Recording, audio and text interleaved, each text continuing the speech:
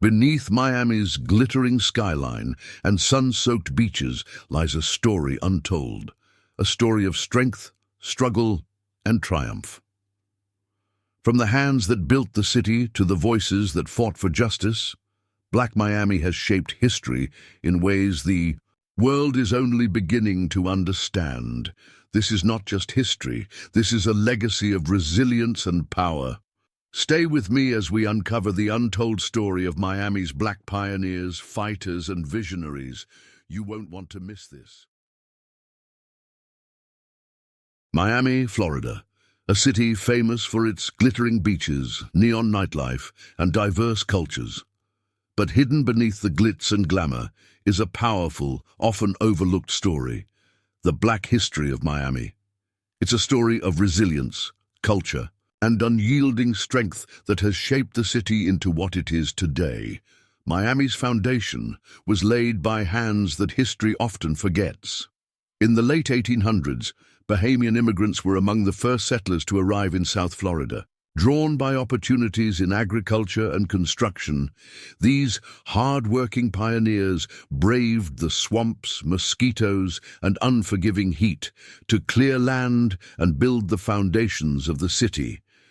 Their knowledge of tropical farming and construction techniques was indispensable in shaping early Miami. Henry Flagler's Florida East Coast Railway extended to Miami in 1896, bringing prosperity and growth. Yet it was Bahamian and African-American laborers who laid the tracks, built the roads, and raised the buildings. Their sweat and labor transformed a mosquito-infested wilderness into a bustling city. Despite their contributions, segregation forced black workers into specific neighborhoods, limiting their access to basic services. They were paid less and lived under harsh conditions, but their spirit never wavered. Communities began to form, strong and vibrant, where music, tradition, and resilience flourished. Out of segregation, a cultural giant was born, Overtown, originally known as Colored Town. Overtown became the heart of Black Miami in the early 20th century. Here, despite systemic oppression, black-owned businesses, churches, and entertainment venues thrived. It was a sanctuary where Black Miamians could live, celebrate, and create freely.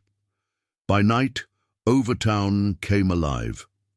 Legendary performers like Duke Ellington, Ella Fitzgerald, and Nat King Cole filled the air with jazz and blues. Ironically, these world-famous artists were often barred from staying in the luxurious Miami Beach hotels where they performed, forcing them to find refuge in Overtown's vibrant scene. The Lyric Theatre, opened in 1913, became the crown jewel of Overtown's cultural life. It was more than a theatre, it was a beacon of pride and a gathering place for the community. Businesses like restaurants, hotels, and shops flourished, making Overtown a cultural and economic powerhouse. Virginia Key Beach. In the 1940s, Black Miamians grew weary of segregation's grip. Public beaches were off-limits, forcing black families to travel far for a simple day by the sea. In 1945, a bold and peaceful protest changed that narrative. Led by local civil rights activists, black men and women waded into the waters of Baker's Haulover Beach, defying segregation laws. Their bravery pressured the city to establish Virginia Key Beach, Miami's first beach for black residents. Though still segregated, Virginia Key Beach became a cherished space where black families could gather, swim, and celebrate freely. This act of defiance was just the beginning. It symbolized the growing momentum for civil rights in Miami, inspiring future generations to stand against injustice. As Miami grew, so did housing discrimination. In the 1930s, Liberty City was created as a public housing project to house black residents displaced by urban development. What began as a promise of better living conditions soon became a symbol of systemic neglect and inequality. In the 1980s, Liberty City became the epicenter of racial unrest. Years of police brutality, economic hardship, and racial discrimination boiled over. The death of Arthur McDuffie, a black man beaten to death by police officers, ignited days of riots in 1980.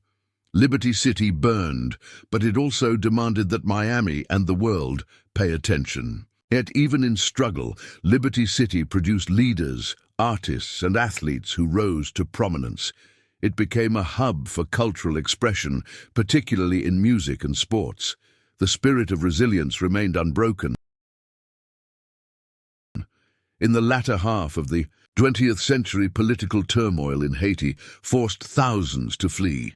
Seeking refuge in Miami, many settled in what is now known as Little Haiti. Haitian immigrants brought with them rich traditions, vibrant art, and an unshakable spirit of resilience. Little Haiti blossomed into a cultural haven, with colorful murals, markets, and music filling the streets. The neighborhood became a symbol of hope and survival, standing as a testament to the power of community and cultural pride. However, Little Haiti also faced gentrification and displacement, threatening its cultural fabric. Despite these challenges, it continues to be a vital part of Miami's identity. Today, Miami's black community continues to rise. Black entrepreneurs, artists, and activists are shaping the city's future while honoring its past. Annual events like the African Heritage Cultural Arts Festival celebrate this vibrant heritage. Historic sites like the Lyric Theatre have been restored, serving as bridges between past and present. From political leaders to cultural icons, Miami's black community is thriving. Activists continue to fight for justice, and young innovators are building businesses that honor their roots. The Black history of Miami is not just a story of struggle, it's a story of triumph. From the Bahamian pioneers to the cultural renaissance in Little Haiti, Black Miamians have shaped the city's soul. Their story is woven into every street, every beat of music, and every act of resilience. And this story, Miami's true story, is still being written.